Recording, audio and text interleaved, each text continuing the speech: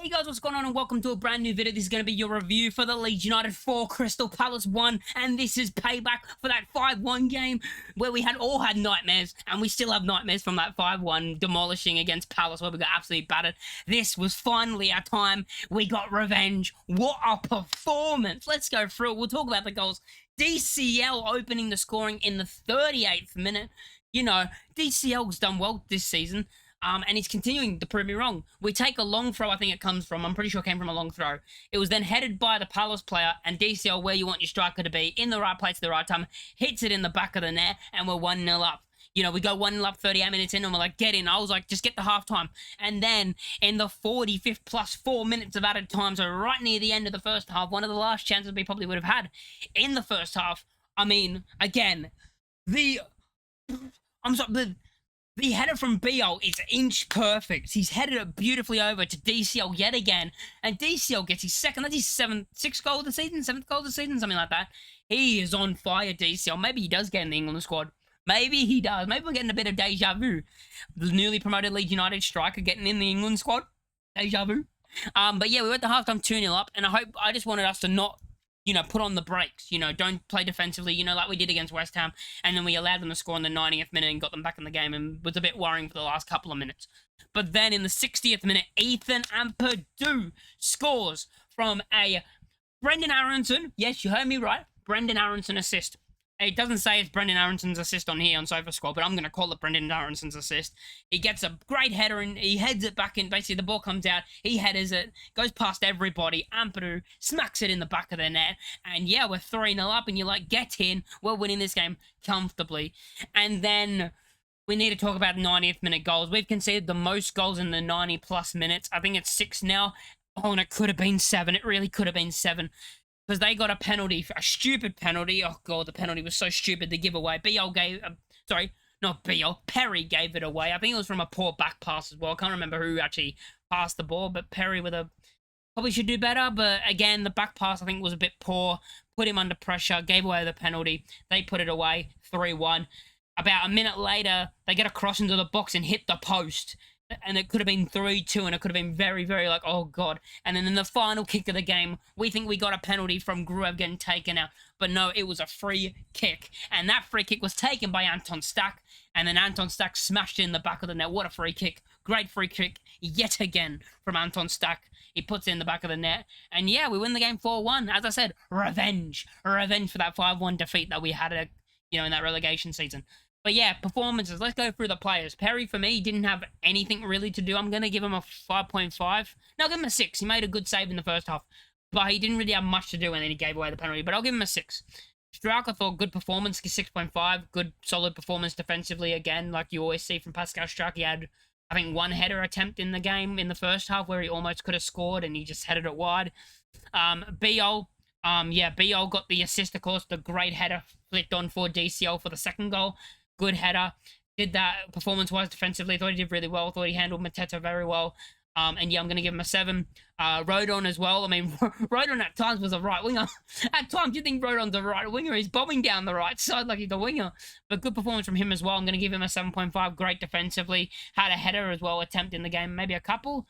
But I remember there was one which was very close, and there could have been a goal for Joe Rodon. He also had a shot with his foot. That was a decent shot. But yeah, Joe Rodon, good performance. Going to give him a 7. Goodmanson, I thought was good. Going to give him a 6.5 as well. I thought defensively, fine.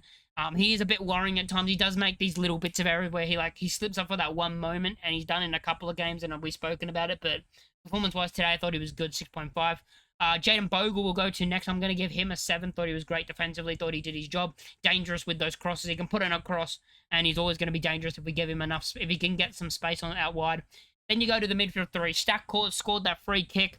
Thought overall he had a good performance as well in that midfield. I'm going to give him a 7.5.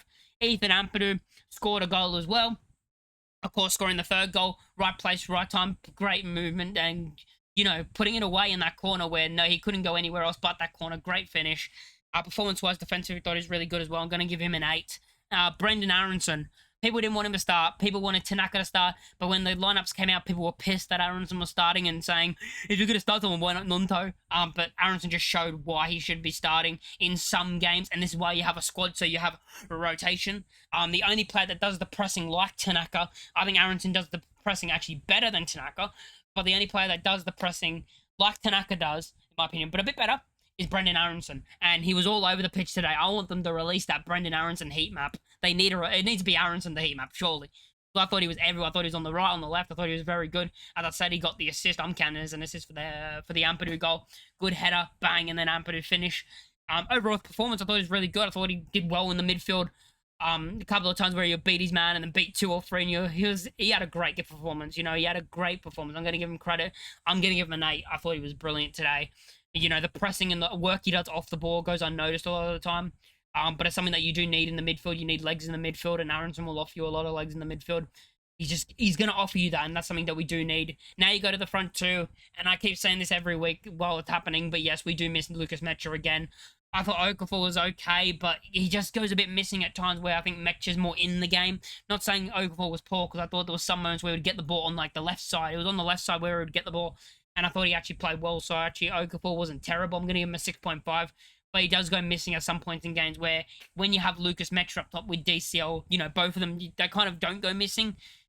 Either of them don't go missing. They're kind of always in the game. It feels like Okafor does go missing at times in this front two. But he's the best option we have to play that front two role next to DCL while Mecha is out. So, I think he did okay. I think he was good. He pressed as well, decently as well. So, yeah, I'm going to give him credit. And man of the match for me today, Dominic Calvert-Lewin. 2 goals, took them well. Had to be, in the right place at the right time. The first goal, of course, came off the Palace player, put the ball in the back of the net. And then the second one, great header from Biol, and bang, puts the ball in the back of the net, does his job. Going to give him an 8.5. And maybe that England call-up is coming for Dominic Calvert-Lewin. But yeah, performance-wise, I thought he was great. Happy to see him doing well. Happy to see him proving me wrong, which is what I want to see from players. Proving me wrong. As I said, I want every player to play well, Today, we had DCL proving me wrong, and I want him to continue doing that. Brendan Aronson proving a lot of people on Twitter wrong, but people won't admit that. At least I can admit when I'm wrong. And yeah, I thought performance-wise, the team, good. I thought the first half before the goals, I thought we were okay. I thought it was an okay performance. Everyone was kind of doing their job, and everyone was a okay 5.5 out of 10. Everyone was kind of just doing their job. No one was really a standout. And then the floodgates opened, and we got the 2 goals, and I thought that kind of made... I think Aronson as well, you look at Aronson, he's the type of player, when the team's playing well, he'll play very well. He just needs that bit of, we get that first goal, we get that second goal, and all of a sudden Aronson feels like I'm free to be able to just get the ball and try and beat a couple of players. If I lose it, I lose it, and I'll always track back when I do lose it. But yeah, performance-wise from the entire team, thought it was good. Want to see this more often. Beating Palace 4-1. Beating a team where, before this game, everyone would say probably... could see them finishing top 5, top 6 this season. You could see them finishing in the top 6 based off how they started, and we've absolutely smashed them. Of course, they'll try and make an excuse about, we were playing in Europe. Yeah, I know that excuse will come out, but we were brilliant. Ellen Road under the lights. That's just, can we have every home game, can it be under the lights at Ellen Road?